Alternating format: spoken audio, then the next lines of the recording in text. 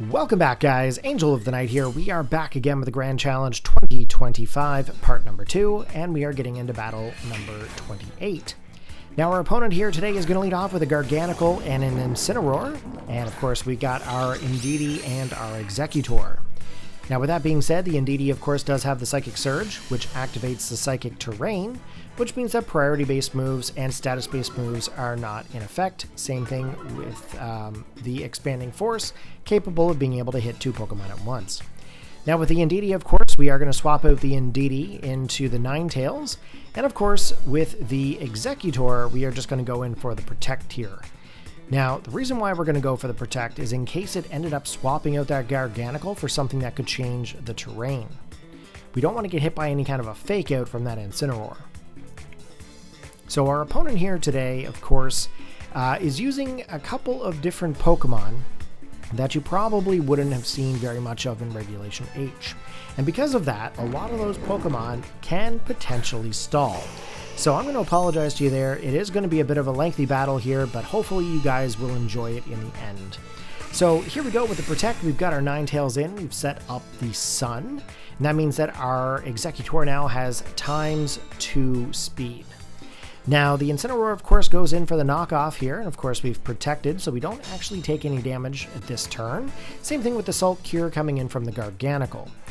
Now, with the Ninetales, of course, we do have the potential of going for a Solar Beam into the Garganical, or even going for a Heat Wave into the 2 opposing Pokemon.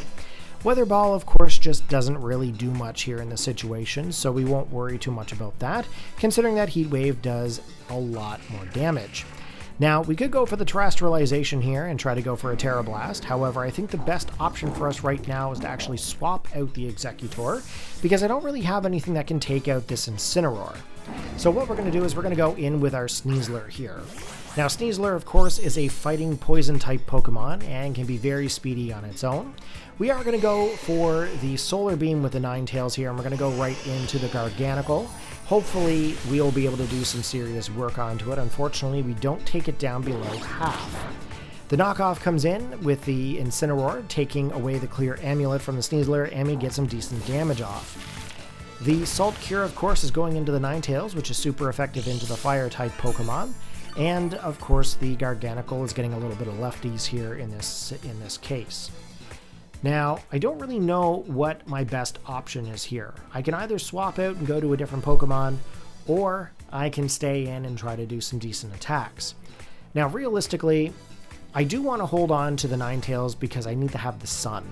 We need to have the Sun specifically for the Executor, so that's something that I'm drastically debating on here about swapping out. Looks like the Incineroar is going to be called back to the opposing side, and the Pokemon Toxapex comes in.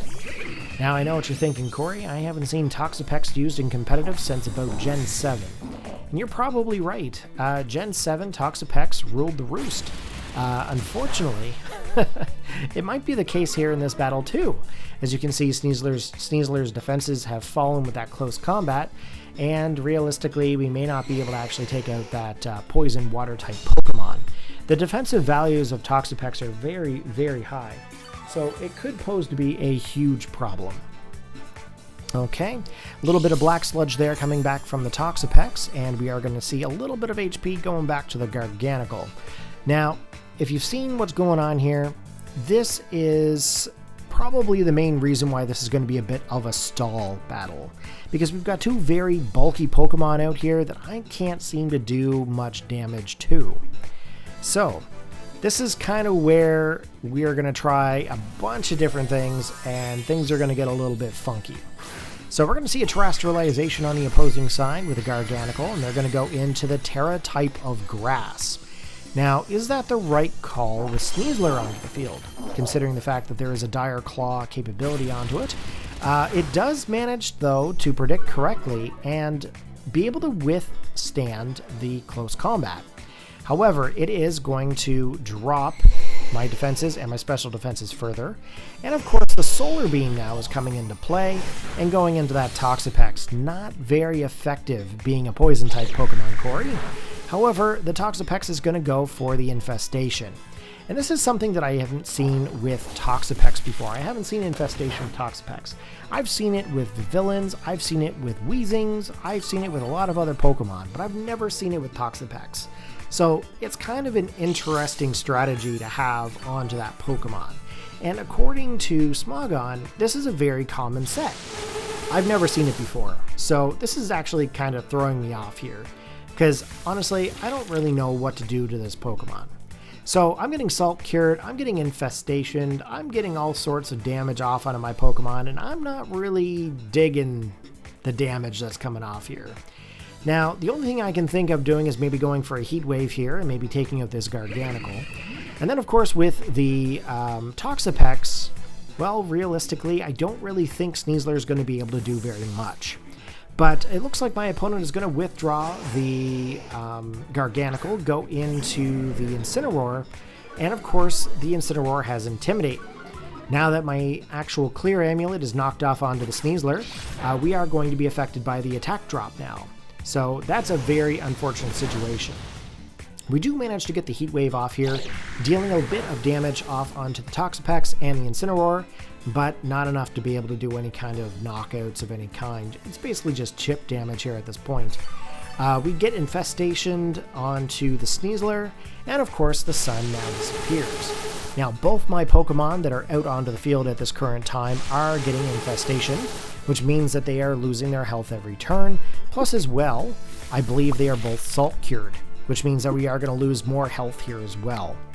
Now, if you guys are enjoying what my opponent is doing to me, go ahead and give it a big thumbs up and post your comments. I'd like to hear from you what you guys think about this strategy, because honestly, this is very, very wild.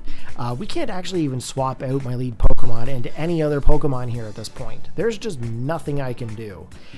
This opposing trainer seems to have every T and I crossed and dotted. They've got it all figured out here.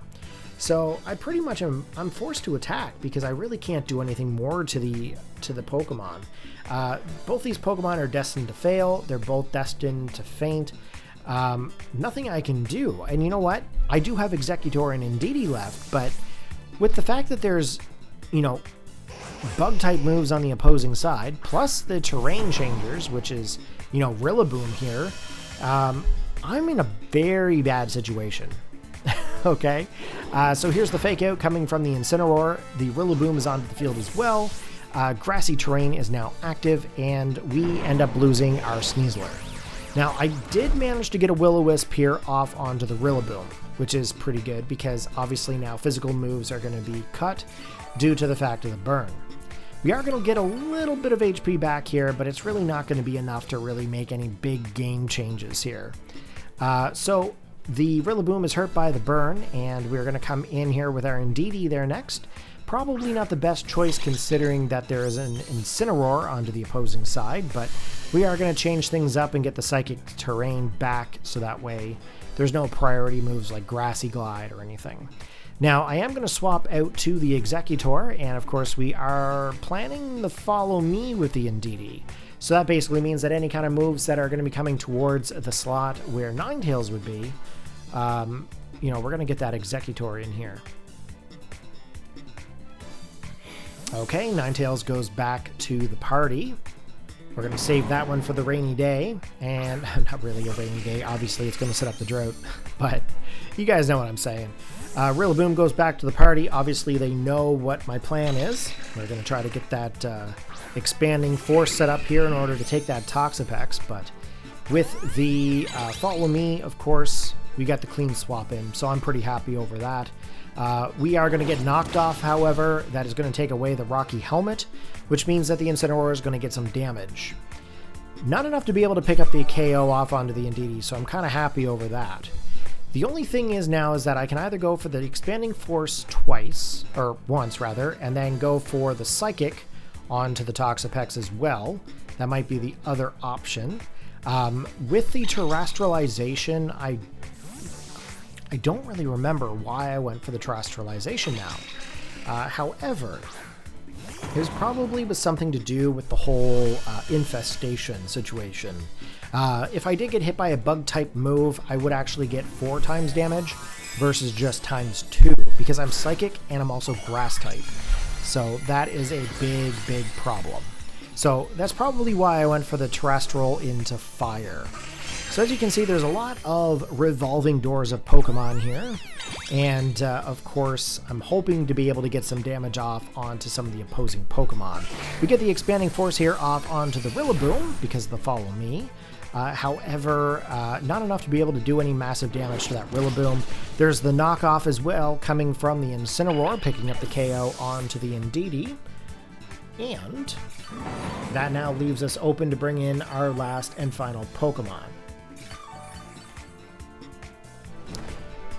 Okay, the last and final Pokemon that we have is, of course, Ninetales. So I'm hoping Ninetales will be able to set up that Drought again, which is going to allow us to be able to be faster. And then also as well, I'm hoping to be able to do my Terra Blast to take off some of these Pokemon. When it comes to the Incineroar, I don't really have a decent plan. Incineroar being a Fire Dark type Pokemon, I can't really go for the Terra Blast, and I can't really go for the Expanding Force, and I can't really go for the Leaf Storm. I'm kind of up the creek without a paddle here. I don't really have much that I can do, even with the Ninetales. Like, even if I try to go for the Heat Wave, I'm not really going to be able to do any massive amounts of damage. The Fake Out, of course, coming from the Incineroar into the Exeggutor is not going to make contact. I did go for the Protect here. We did manage to get a Heat Wave, but as you can see, not going to do much to that Incineroar. The Knockoff coming in, knocking out the Ninetales, leaving me with only my Exeggutor left. Now, I'm going to be honest. During this battle, I was extremely stubborn. I really wanted to take out a Pokemon. However, like I said, it's a very long match. And, you know, I really wanted to see what I could do with this Exeggutor. So I did lock into doing my move, and I'm hoping to be able to take out this Rillaboom. So here we go with the Terra Blast. Luckily, I managed to get a decent hit, and Rillaboom is now gone. So, yay Exeggutor. However, if it comes down to it where Incineroar goes for the knockoff, they'll be able to take away my Life Orb, which would be pretty awesome. And that's exactly what happened, taking us down to about half HP. But now I don't have to worry about any of my HP getting lost due to the Life Orb. I can actually gain HP back because of the grassy terrain. Plus as well, the actual knockoff is not going to do the same amount of damage as it would have the previous time because I've already lost my item. Now the next Pokemon that comes in is going to be Toxapex. So pretty much at this point I can go for the Expanding Force. Now Expanding Force should be able to do some decent damage to this Toxapex because it is a poison type Pokemon. As you can see, it takes it right down into the yellow, almost knocking it out. It's about, 1/4 HP left.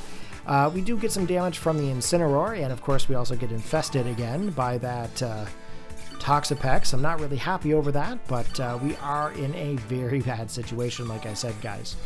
I'm really hoping that I can maybe try to at least get Toxapex out, but as you can see, we are getting some more damage from the Infestation, and we are not in very good HP. We're down to about 14 hit points here left, so I'm pretty sure that this is going to be game, guys. There's the Baneful Bunker. Of course, we're not going to be able to do any damage to that Pokemon this turn, which now leaves the Incineroar capable of taking out the Exeggutor. So if you guys enjoyed the battle, you guys know what to do. Hit that like button, post your comments, and let me know what you guys think about this guy's team. This thing is wild. All right, take care, guys. Peace out.